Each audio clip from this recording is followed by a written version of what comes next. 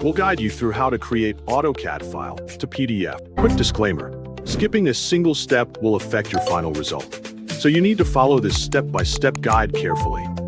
If this guide helpful, don't forget to like and subscribe. First, don't forget to comment if you still need our help or want to ask something, and we will reach you as soon as possible.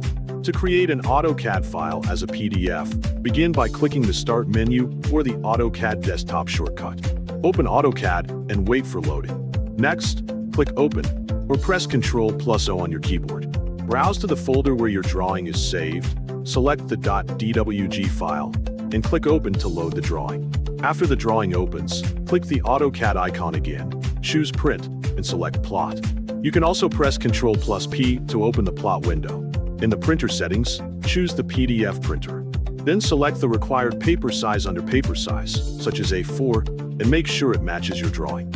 In the plot area section, choose the option that fits your needs, such as layout, window, display, or extents.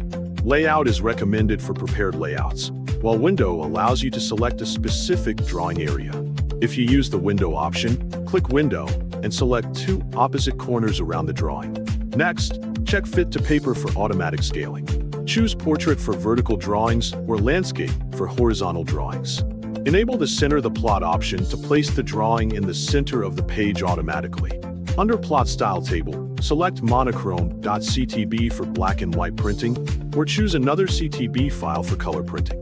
Click Preview to check the final result. After reviewing the preview, close it to return to the plot window. Click OK to continue the process. Select the folder where you want to save the PDF file, enter a suitable file name, and click Save. Your AutoCAD drawing is now converted into a PDF file that can be viewed, printed, shared, or stored for future reference. This process helps ensure your drawing keeps its format when opened on other devices.